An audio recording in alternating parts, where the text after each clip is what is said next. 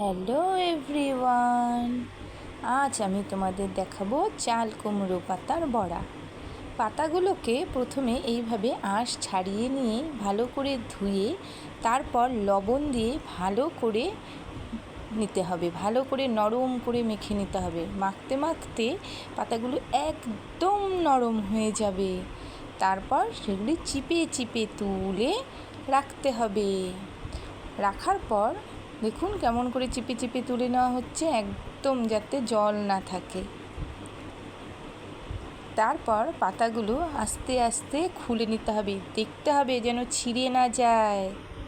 ছিঁড়ে গেলে কিন্তু একটু পরে প্রবলেম হবে। আর তারপর সর্ষে, হলুদ, লবণ, লঙ্কা, অল্প সাদা জিরে একটু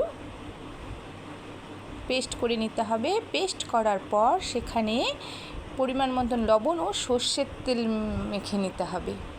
ভালো করে সর্ষের তেলটা মিশিয়ে নিয়ে, আমি আরেকটু তেল দিলাম, মনে হচ্ছিল কম হয়েছে, মিশিয়ে নিয়ে তারপরে খোলা পাতাগুলোর ভেতরে সর্ষে ভরে সুন্দর করে পাতাটা গুছিয়ে নিয়ে চেপে চেপে একটা বড়ার মতো করে রাখতে হবে। লক্ষ্য রাখতে হবে যাতে ফুটো না থাকে, তাহলে ভেতরে সর্ষেগুলো বের হয়ে যাবে। আস্তে আস্তে সবগুলো পাতা, দুটো করে পাতা যদি একসাথে দেওয়া হয় তাহলে বেশ ভালো হয়। আমি এখানে দুটো করে পাতাই দিয়েছি, একটার উপর আরেকটা পাতা দিয়ে করেছে আমার শাশুড়ি মা, আমি ফোন ধরেছিলাম।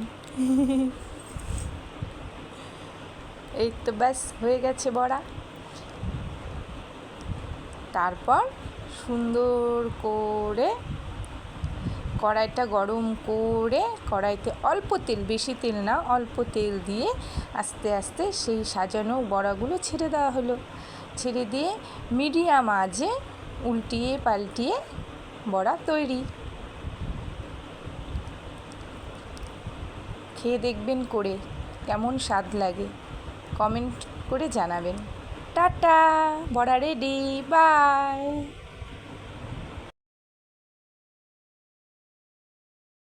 হ্যালো এভরিওয়ান, আজ আমি তোমাদের দেখাবো চাল কুমড়ো পাতার বড়া।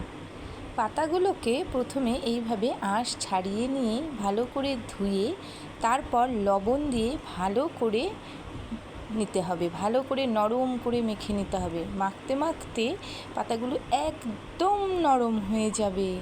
তারপর সেগুলি চিপে চিপে তুলে রাখতে হবে। রাখার পর দেখুন কেমন করে চিপে চিপে তুলে নেওয়া হচ্ছে, একদম